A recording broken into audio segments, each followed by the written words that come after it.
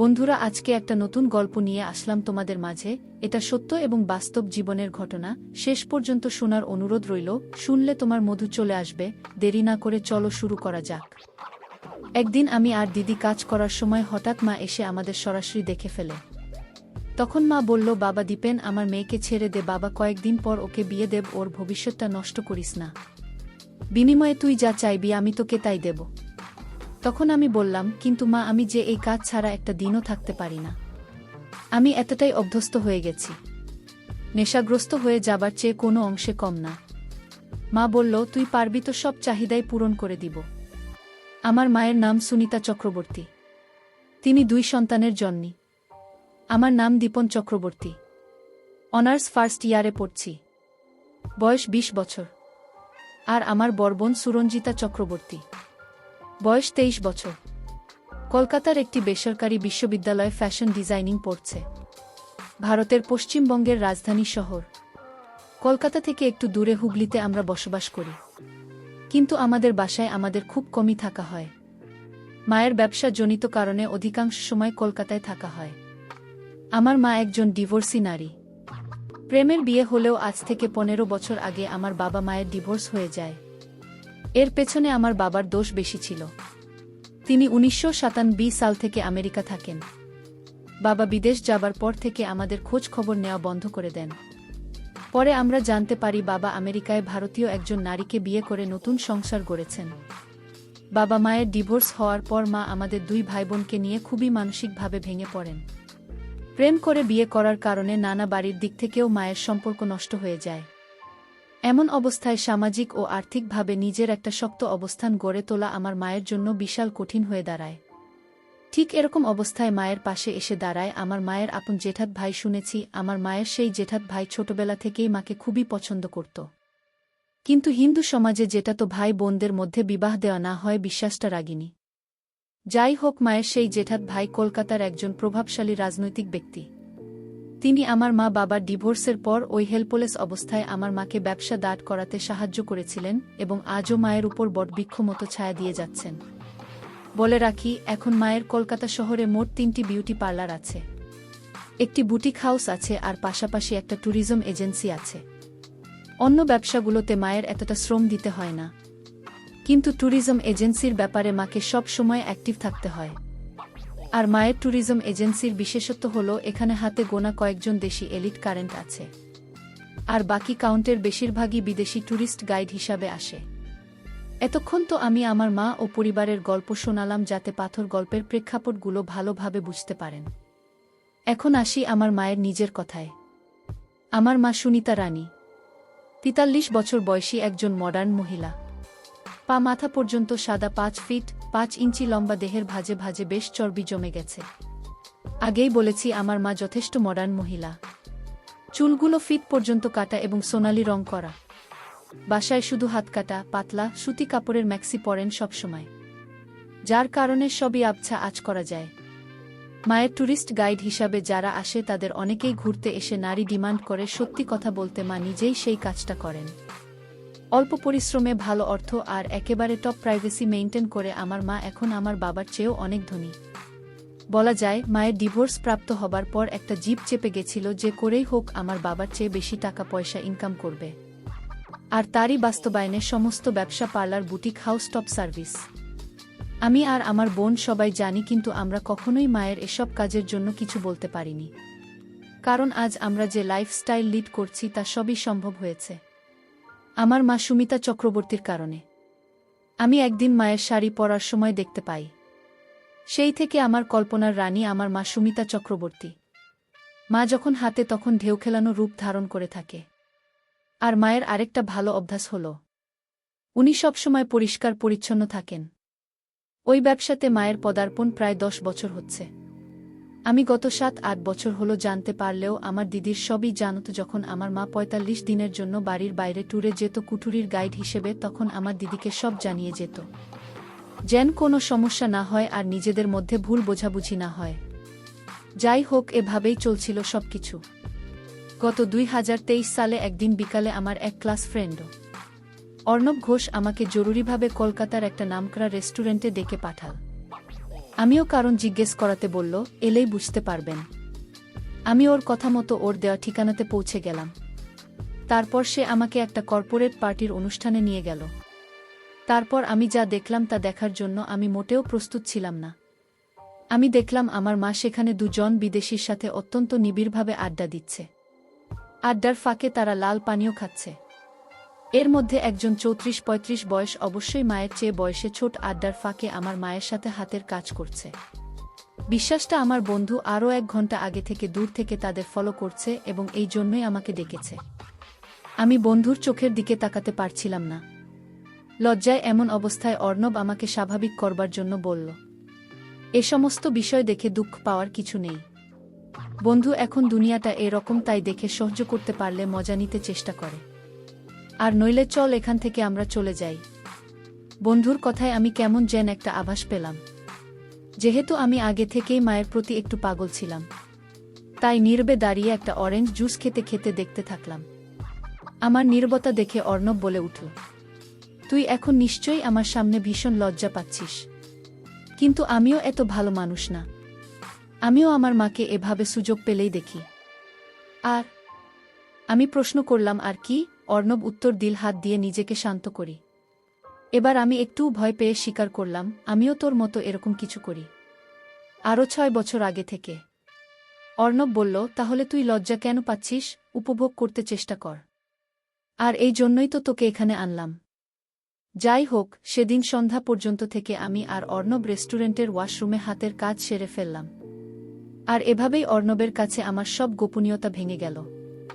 এরপর আমি বাসায় এসে দিদিকে আমার রুমে ডেকে এ ব্যাপারে কিছু বলতে দিদি আঁকতে স্বীকার করে নিল সে এ ব্যাপারে সবকিছু জানে অনেক আগে থেকেই। এমনকি দিদি আমাকে বোঝাল শুধুমাত্র আমাদের বিলাসবহুল জীবনের নিশ্চয়তার জন্যই আমাদের মায়ের এই পথে পা বাড়ানো, তাই তাকে খারাপভাবে অন্তত আমাদের সাজে না। এর কিছুদিন পর আমি তখন নিয়মিত মাকে কল্পনা করছি। একদিন মা বাসায় নেই। বাসা থেকে বের হওয়ার আগে মা একটা টাইট জিন্স আর কিছু কাপড়ের শার্ট পরে বের হয়েছে। জিন্সটা এতটাই চাপে যে প্রতিটি ভাঁজ স্পষ্ট বোঝা যাচ্ছে। এই দৃশ্য দেখে আমি আর নিজেকে নিয়ন্ত্রণ করতে না পেরে আমার রুমে হাতের কাজ করছি। এমন অবস্থায় হঠাৎ দিদি আমার রুমে এসে হাজির। আমি একটু ভয় খেয়ে গেলাম। দিদি কিছু না বলে নীরবে আবার চলে গেল। খানিকটা সময় পর আমি দিদির মনোভাব বুঝতে দিদির রুমে গিয়ে গল্প করার চেষ্টা করতে থাকলাম। কিন্তু দিদি বেশি কিছু না রেসপন্স করে একদম সরাসরি জিজ্ঞেস করে বসল, আমি যেটা করেছিলাম সেটার পিছনের কারণটা কি আমাদের মা? আমি কি উত্তর দেব ভেবে না পেয়ে বললাম, আমি না, নিজেকে কন্ট্রোল করতে পারিনি রে দিদি। আমাকে এবারের মতো ক্ষমা করে দেওয়ার, মায়ের কাছে প্লিজ কিছু বলিস না। তখন দিদি বলল, এই বয়সে এরকম হয়, কিন্তু এভাবে নিজের মায়ের প্রতি দিন দিন অসুস্থ আসক্তি না বাড়িয়ে অন্য কিছুতে নিজেকে ব্যস্ত রাখুন। আমি বললাম, আমার তো দুনিয়াটাই তোকে আর মাকে নিয়ে। আমি বুঝি এটা ঠিক না, তবুও না করে পারি না। দিদি এবার সরাসরি বলে ফেল, দেখ, আমাদের জন্যই আমাদের মা আজ এসব করছে, আর সেই আমরাই যদি তাকে অন্যদের মতো মনে করে থাকি তাহলে এই দুনিয়ায় আমাদের মায়ের মতো দুর্ভাগ্য দুঃখ আর কারও নেই। আমি বললাম, আমার যে ইদানিং স্বাদ পেতে খুব ইচ্ছা করে, তাহলে আমি কি করব বল? দিদি অনেকটা কষ্ট হতাশা নিয়ে বলল, এতই যদি তোর মায়ের অবয়ব নিয়ে ব্যাকুলতা থাকে তাহলে আমিও তো মায়ের শরীরেরই তৈরি। তুই আমার সাথে তোর স্বাদ মিটিয়ে নিস, তবুও মায়ের দিকেই নজরে আর তাকাবে না। কথাটা বলা মাত্রই দিদির চোখ দিয়ে অস্ত্র নামতে শুরু করল। আমি বললাম, তুই মায়ের হয়ে আমার শখ মেধাবী। দিদি নির্বিকার চিত্তে চেয়ে মৌনতা পালন করে সম্মতি দিল। আমি দিদিকে বললাম, তাহলে প্লিজ আমাকে সাহায্য কর, আমি তো সব কথা রাখব। দিদি বলল, ঠিক আছে, কিন্তু ভুলেও যেন কোনো দিন টের না পায়। এভাবে টানা 7 মাস দিদির সাথে ওসব কাজ করে গেলাম। কিন্তু সত্যি বলতে আমার তখনও মায়ের দেহের প্রতি লালসা কাটেনি, যেন আরও দিন দিন বেড়েই চলেছে। কিন্তু আমি দিদিকে কিছু বুঝতে দেই না। মাঝে মাঝে অর্ণবের বাসায় গিয়ে দুজন ধোঁয়া সেবন করে আমার মাকে কল্পনা করে দুজন একসাথে ইচ্ছা পূরণ করতাম। যাই হোক, একদিন সন্ধ্যা রাতে মায়ের পার্টি আছে বলে মা বলে গেলেন, আজ রাতে মা ফিরবেন না, ভোরে বাসায় ফিরবেন। আমি আর দিদি সেই রাতের সদ্ব্যবহার করতে শুরু করলাম। কিন্তু বিধির কি লীলা খেলা, আচমকাই রাত 11টা নাগাদ বাড়ি ফিরে কলিং বেল না দিয়েই এক্সট্রা চাবি দিয়ে দরজা খুলে দেখেন আমি আর দিদি একেবারে ওই অবস্থায় ড্রয়িং রুমে টিভি দেখছি। এই অবস্থা দেখে মায়ের মাথায় যেন আকাশ ভেঙে পড়ল। তিনি কোনো কথা না বলে দ্রুত পায়ে তার রুমে চলে গেল, আর রুমের দরজার সারাতেও খুললেন না। আমি আর দিদি রাতভর মায়ের দরজায় বারবার কড়া নাড়তে নাড়তে ভোরবেলা মা দরজা খোলেন এবং শুধু দিদিকে ভেতরে ডাকলেন। সম্ভবত কিছু প্রশ্ন করলেন দিদিকে। এরপর দিদি কাঁদো কাঁদো নয় রুম থেকে বেরিয়ে আসতে মা আমাকে ডাকলেন। আমি ভীষণ নার্ভাস হয়ে পড়েছিলাম, কিন্তু মায়ের দৈহিক গঠন উপেক্ষা করা আমার জন্য অসম্ভব হয়েছিল। কারণ তখন না শুধু একটা পিঙ্ক রঙের পাতলা ম্যাক্সি পরিহিত। মা আর আমার কথোপকথন ঠিক এরকম ছিল। মাই দীপেন, দুই ভাই হয়ে বোনের সাথে সব কিভাবে করতে পারলেই আমি মা আমাকে ক্ষমা করে দাও। আমি ভুল করেছি কি মা, ভুল করেছ নাকি করো নাই সেটা পরের কথা, কিন্তু আমার প্রশ্নটা হলো পৃথিবীতে কি আর কোনো নারী ছিল না? আমি মা আসলে আমি এরকম কিছুই করতে চাইনি, কিন্তু আমার একজনকে ভালো লাগত, আর তার সাথে দিদির অনেক মিল। তো আমার পছন্দের মানুষের সাথে এটা কখনো সম্ভব হতো না, বিধায় আমি দিদির মাঝে তাকে খুঁজে নিতে চেষ্টা করেছিলাম। আর এটাই আমার ভুল ছিল। মাকে, সেই ব্যক্তি যার জন্য তোমার দিদির মাঝে তাকে খুঁজে নিতে হলো, চুপ করে থেকো না। আমি উত্তর চাই, নইলে আমি বাড়ি ছেড়ে আজীবনের জন্য চলে যাব। আমি বলতে পারবো না তোমাকে কি মা, একবারও ভেবে দেখনি তোমার দিদিকে নিয়ে আমার কত স্বপ্ন? ওর একটা ভবিষ্যৎ আছে, ওর বাকিটা জীবন পড়ে আছে। ওকে নিয়ে আমি কত স্বপ্ন দেখেছিলাম, একটা ভালো পরিবারে বিয়ে দেব, ওর জীবনটা গুছিয়ে দেব। তোমাদের এসব কর্মকাণ্ড বাইরের মানুষ জানতে পারলে বিষ খেয়ে মরা ছাড়া আমার আর কোনো উপায় থাকবে না। ঘিমা, আমি উত্তর চাই, দিবেন? আমাকে উত্তর দাও। মা, আমাকে ক্ষমা করো। আমি আসলে তোমাকে ওর মাঝে খুঁজে নিতে চেয়েছিলাম। মা, মানে আমি তোমার রূপ সাজসজ্জা আমাকে বিমোহিত করে ফেলেছিল, যার প্রভাব দিদি টের পেয়ে নিজেকে আমার কাছে সঁপে দিয়েছে। তবুও যেন আমি এই পথে আর পা না বাড়াই। দিদির কোনো দোষ নেই মা, দোষ সব আমার। কি মা, কি তুমি আমার ছেলে দিবেন? তুমি কি বলছো বুঝছো? তুমি আমাকে আর 5টা মেয়ের সাথে গুলিয়ে ফেলেছ। আমি না তোমার জন্মদাত্রী মা, আমাকেও তুমি দৃষ্টিতে দেখো। আমার ভুল হয়ে গেছে মা, এবার ভগবানের দয়ায় নিজের বোনের ভবিষ্যতের কথা ভেবে এগুলো বন্ধ করো, নইলে ওকে বিয়ে দেওয়া মুশকিল হয়ে যাবে। তাহলে আমি এই অভ্যাস ত্যাগ করব কি করে মা? তুমি বলে দাও মা, কতদিন ধরে এসব কাজ করে চলেছ তোমরা? আমি প্রায় 6-7 মাস। মা, তুমি যে ওকে প্র্যাকটিস করে দাওনি এটাই কপাল। না, আমরা কোনোদিন কাউকে বুঝতে দিতাম না। কি মা, আমার দিদিকে বলো তো দিবেন? তুমি কি আমাকে আর আমার মেয়েকে তোমার ওই কুদৃষ্টি থেকে মুক্তি দিতে পারবে? আমি একেবারেই নিশ্চুপ মা, জীবনে আর কি কি পরীক্ষা দিতে হবে আমাকে কে জানে। আমি যদি আমার মেয়ের সতীর্থ ভিক্ষা চাই তোমার কাছে, তুমি কি এটুকু দয়া করতে পারবে আমাদের? কিন্তু মা, আমি যে ওগুলো ছাড়া একটা দিনও থাকতে পারি না। এতটাই অভ্যস্ত হয়ে গেছি, নেশাগ্রস্ত হয়ে যাওয়ার চেয়ে কোনো অংশে কম নয়। মা, আমার মেয়েকে ছেড়ে দে বাবা, ওর ভবিষ্যৎ নষ্ট করিস না। বিনিময়ে যা চাইবি আমি তোকে তাই দেব। বন্ধুরা, ভিডিও মাঝখানে একটা কথা বলতে চাই। আমি তোমাদের আনন্দ দেওয়ার জন্য খুব কষ্ট করে ভিডিও বানাই, তাই তোমাদের কাছে অনুরোধ থাকবে অবশ্যই এই ভিডিওটি দেখে একটি লাইক করবে এবং চ্যানেলটি সাবস্ক্রাইব করে পাশে থাকবে। আমি একটু ভয় নিয়ে বললাম, যদি আমি তোমাকে চাই এর বিনিময়ে মা, তুমি পারবে তোমার চাহিদা আমার সাথে পূরণ করতে? আর এতে কি আমার মেয়েটা তোমার থেকে নিস্তার পাবে? আমি চুপ করে দাঁড়িয়ে মায়ের মাথা থেকে পা দেখতে থাকলাম আর মনের অজান্তে হাসু চোখ ভঙ্গি দিয়ে ফেললাম। মা অনেকটা ঘৃণা ও অবজ্ঞার সাথে এগিয়ে গিয়ে দরজার লোকটা লাগিয়ে দিয়ে আমার দিকে ঘুরে বললেন, কথা দাও আমি এখন যা বলবো তুমি অক্ষরে অক্ষরে তা মেনে নেবে। বলো মা, আমি মেনে নেব কি মা? এই যে এতক্ষণ আমি তোমাকে এতগুলো কথা বললাম, তার শুনেছ কিনা জানি না, কিন্তু তোমার মনোযোগ যে আমার দিকে, এটা সত্য। আমি আবার ও চুপচাপ মাথা নিচু করে দাঁড়িয়ে থাকলাম। এবার মা আরও কড়া গলায় বলে উঠলেন, কি করতে চাও তুমি আমার সাথে? আমি বয়স্ক ছেলে মেয়ে যা করে। মা এবার একটু গম্ভীর কণ্ঠে বলে উঠলেন, চালাও তোমার পশুত্ব, তোমার মায়ের সাথে যা ইচ্ছে করো, কিন্তু আমার মেয়ের দিকে আর কোনোদিন চোখ তুলে তাকাতে পারবে না। আর যদি তা না মানো, আমি তোমাকে দিয়ে বলছি, আমি নিজেকে নিজে শেষ করব, আর তার জন্য দায়ী থাকবে তুমি। মায়ের চোখের দিকে তাকিয়ে বুঝলাম প্রথমে রাগ নিয়ে সূত্রপাত হলেও তিনি একটু লজ্জা পাচ্ছেন। এরপর আমি আর কোনো কিছু না ভেবে মায়ের দিকে মনোনিবেশ করলাম। 2 পা এগোতেই দরজার উপাস থেকে আমার দিদি হাউ মাউ করে কাঁদতে কাঁদতে ঘরে ঢুকে পড়ল। দিদি বারবার অনুনয় বিনয় করে আমাকে বলছে, সব দোষ আমার মা, আমার জন্য তুমি এত বড় ভুল করো না। তারপর দিদি আমাকে জড়িয়ে ধরে কাঁদতে কাঁদতে বলতে থাকল, ভাই প্লিজ, তোর যা ইচ্ছে আমার সাথে করো, তবুও মায়ের সাথে এমন কিছু করিস না আগে। এদিকে আমি দিদিকে বললাম, না দিদি, আমি মাকে কথা দিয়েছি আমি তোর দিকে আর চোখ তুলেও তাকাবে না আগে। মনে মনে আমি ভাবছি, আজকের এই সুযোগ আমার কোনোভাবেই হাতছাড়া করা যাবে না। দিদি তখন ঘটনাস্থলে দাঁড়িয়ে কেঁদে চলেছে। এক পর্যায়ে মা নিজেই দিদিকে উদ্দেশ্য করে বলে উঠলেন, উফ, এত ভোরবেলা আশপাশের এলাকার মানুষ জড়ো করবি নাকি? নিজের অপরাধের জন্য যদি এতই অনুতপ্ত বোধ হয় তাহলে তুই তোর রুমে গিয়ে যা খুশি করব। সাথে সাথে আমার মাথায় একটা দুষ্টু বুদ্ধি খেলে গেল। যেহেতু দিদি আর আমার মাঝে গোপন কিছু নেই, আর আমাদের মায়েরও দিদির সামনে কোনো রকম ইতস্তত বোধ দেখছি না, তাহলে দিদিকে আমাদের কর্মকাণ্ডের সাক্ষী বানিয়ে নেই। তাই আমি মাকে বললাম, মা, ভুলেও এখন দিদিকে একা ঘরে পাঠিও না। হঠাৎ যদি আত্মঘাতী কোনো ঘটনা ঘটিয়ে ফেলে। এটা শুনে সাথে সাথে দিদিকে উদ্দেশ্য করে মায়ের আদেশ, না খুকি, তুই কোথাও যেতে পারবি না। তুই এখন যা যা ঘটবে তা পুরোটা বসে দেখবি। নিজের ভাইয়ের সাথে পাপাচার করতে পেরেছ আর তার প্রায়শ্চিত্ত করতে পারবে না, তা তো হবে না। এই কথা শুনে দিদি হতভাগা মায়ের রুমের সোফায় চুপচাপ বসে সব কিছু অবলোকন করতে থাকে। মা যেন আমার প্রতিটি পদক্ষেপ সম্পর্কে আগে থেকেই অভুক্ত।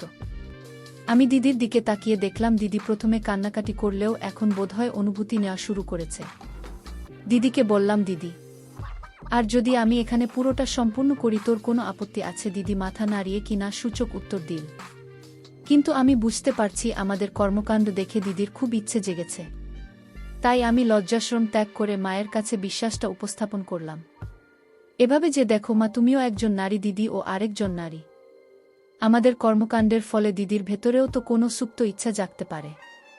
হ্যাঁ, আমি তোমার মেয়েকে স্পর্শ করব না, তোমাকে কথা দিয়েছি। কিন্তু ও নিজে থেকে যদি নিজের জ্বালা মিটিয়ে নিতে পারে তাহলে তো আমাদের কোনো আপত্তি থাকা উচিত নয়, তাই না? মা দিদির চোখের দিকে তাকিয়ে দেখে তার সারা মুখ লাল হয়ে গেছে।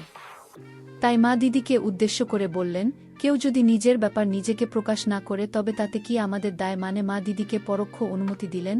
আবারও বুঝলাম মা এরকম বিশ্বাসগুলোতে অভ্যস্ত হওয়ায় তেমন কিছুই মনে করল না, শুধু একটু খোঁচা মেরে বলল, এই তাহলে বীরপুরুষের দম। এবার মা দিদির দিকে তাকিয়ে তার ছেলের সাথে বলল, এই মদ নিয়ে আবার জ্বালা মেটাতে এত ব্যাকুলতা? কথাটা শুনে দিদি বরাবরের মতো সোফাতে নির্বিকার চিত্তে নীতি থাকলেও আমার খুবই আত্মসম্মান বোধে লাগল। যাই হোক, সেই ভোরবেলা থেকে শুরু হওয়া আমাদের তিনজনের মান অভিমান মালিকানা অবশেষে লীলাখেলার প্রাথমিক প্রবর্তনা রূপে সকাল ৯টার দিকে শেষ হলো। সেদিন সকাল ৯টায় কাজ শেষ করে আমরা ক্লান্ত হয়ে ওভাবেই ঘুমিয়ে গেলাম। আমার ঘুম ভাঙল ঠিক দুপুর ২টায়। ঘুম ভেঙে দেখি দিদি স্নান করতে গেছে, আর আমার মা রান্নাঘরে কাজ করছেন। মা একটু মোটা স্বরে বলে উঠলেন, অনেক হয়েছে তামাশা, এবার স্নান করে খেয়ে আমাকে উদ্ধার করব। আমি, কেন মা, কোনো কাজ আছে নাকি? মা, বিকালে একটু তোর মামার অফিসে যেতে হবে। আজ তোর মা আমার জন্মদিন। আমি শুধু কি তোমার যাবার কথা নাকি অন্যদেরও যাবার কথা আছে? মা, কেন তুই যাবি? চলো না, তোর মামা কত বারো করে তোকে আর তোর দিদিকে নিয়ে যেতে বলে। আমি দিদিকে বলে দেখো, যদি না যায় তাহলে আর কি করার, আমি না হয় বডিগার্ড হিসেবে যাব তোমার সাথে। মা, শোনো না, তোর মামা তো তোর দিদির জন্য একটা পাত্রের প্রস্তাব নিয়ে এসেছে। আমাকে এখনো পুরোটা জানায়নি, কিন্তু বলছে পাত্রটা সব দিক থেকে ভালো। কিন্তু সমস্যা একটাই, বয়সটা একটু বেশি। আমি যার জন্য পাত্র দেখছো তাকে জিজ্ঞেস করেই দেখো তার মতামত কি। আমি জানি আমার দিদি আমার বন্ধু অর্ণবকে মনে মনে পছন্দ করে, অন্যদিকে বেশ পছন্দ করে। টুকটাক প্রাথমিক পর্যায়ের প্রেমও চলছে ওদের মাঝে। যদিও অন্যবার আমি সমবয়সী, তার মানে অর্ণব দিদির চেয়ে ৩ বছরের ছোট। অর্ণবের পরিবার যথেষ্ট অভিজাত হলেও শুধুমাত্র বয়সের কারণে বিশ্বাসটা আলোর দিতে পারছে না। মা, তোর দিদি তো কিছু বলে না? তুই একটু দেখ না তোর দিদির আসলে মতিগতি কি। আমি, ঠিক আছে মা, আমি যদি কোনো পাত্রের সম্বন্ধ নিয়ে আসি আর দিদি যদি তাতে রাজি থাকে তাহলে তোমার কি আপত্তি থাকবে? মা, দেখ, তোর দিদি যদি রাজি থাকে আর পাত্রের পরিবার ভালো হয় তাহলে আমার কেন আপত্তি থাকবে? এই বলে আমার স্নান করতে চলে গেল। এই ফাঁকে আমি অর্ণবকে ফোন দিয়ে বললাম ১ ঘন্টার মধ্যে জরুরিভাবে দেখা করতে। ১ ঘন্টা পর অর্ণব আসলো। অর্ণবকে নিয়ে আমি আমাদের ছাদে গেলাম। ছাদে গিয়ে অর্ণব আমার মায়ের রোদে মেলে দে ছুট কাপড়ের দিকে নজর দেওয়া শুরু করে দিল। আমি, শোনো, তোকে খুব সিরিয়াস বিষয় নিয়ে কথা বলার জন্য ডেকেছি। অর্ণব, কিরে, মাসিমাকে লাইনে আনতে পেরেছি সে নাকি? আমি, সেটা পরের কথা, আগে বলতো দিদি, আর তোর ব্যাপারটা কতটা সিরিয়াস? তোরা কি একে অন্যকে বিয়ে করার ব্যাপারে প্রতিশ্রুতিবদ্ধ? অর্ণব, দেখবেন, তোকে তো লুকনোর কিছু নেই। তুই তো জানিস আমি তোর মায়ের জন্য মরতেও পারি।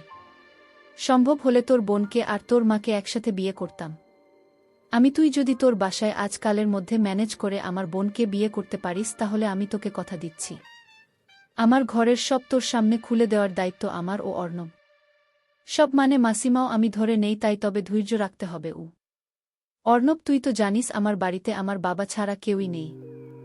আর বাবাও মেরিন ইঞ্জিনিয়ার, বছরে 34 মাসের জন্য ছুটি পায়। তাই এসব ব্যাপারে আমার মতামতই ফাইনাল। কিন্তু আমার আর তোর দিদির যে বয়সের পার্থক্য, এটা তুই তোর বাসায় ম্যানেজ করতে পারবে কি? আমি সেটা আমার উপর ছেড়ে দেখেই বলে অর্ণব। আর আমার আলাপচারিতা শেষ করে বাসায় ঢুকে দেখি আমার মা তার প্রেমিকের বাড়িতে যাবে বলে সেজেগুজে বসে আছে। আমি, মা তোমাকে তো হে সুন্দরী লাগছে। সুন্দরী শব্দটা আসলে এখানে মানাচ্ছে না। অন্য কিছু হবে কি? মা, সুন্দরী শব্দটা মানাচ্ছে না। তাহলে কোন শব্দটা মানাবে শুনি? আমি, ওই শব্দটা এখানে সবচেয়ে বেশি ভালো মানাবে কি মা? তোর যেমন পারফরম্যান্স, তাতে সুন্দরী শব্দটা তোর মুখে মানায়। আজ ভোরের বিশ্বাসটা ইঙ্গিত করে আমি, তা তোমার কাজের ওখানে তুমি আর দিদি তো যাচ্ছ নাকি মা? তোর দিদি নাকি পিরিয়ড হয়েছে, তাই তোকে যেতে হবে আমার সাথে গো। আমি, ঠিক আছে, কি আর করা, চলো তাহলে গাড়িতে উঠে। আমি মাকে বললাম দিদি নাকি বয়স্ক ছেলে বিয়ের জন্য পছন্দ নয়। দিদি চায় তার জামাই তার চেয়ে 23 বছরের ছোট হোক। এতে নাকি অনেক লম্বা সময় ধরে তারা উপভোগ করতে পারবে। আর ছেলেটার উপরেও দিদির একটা ডমিন্যান্স বজায় থাকবে। আসলে দিদির সাথে নতুন করে এই বিষয়ে আমার কোনো কথাই বলার প্রয়োজন হয়নি, কারণ আমি দিদি অর্ণবের প্রেমের বিশ্বাসটা একেবারে শুরু থেকেই জানি। মা, তা না হয় ওর কথা মানলাম, কিন্তু এরকম বয়সের পার্থক্য এবং ভাল ফ্যামিলির ছেলে কোথায় পাবো আমি? মা, তুমি উভোজ দিলে আমি একজনের কথা বলতে পারি। মা, বল দেখি। আমি, আমার বন্ধু অর্ণবকে তো চেনো, ওর পরিবারের ব্যাপারেও আমাদের নতুন করে জানবার মতো কিছু কি আছে? আর দ্বিতীয়, দেখেছি অর্ণবকে বেশ পছন্দ করে কি মা, কিন্তু অর্ণবের বাবা কি মানবে?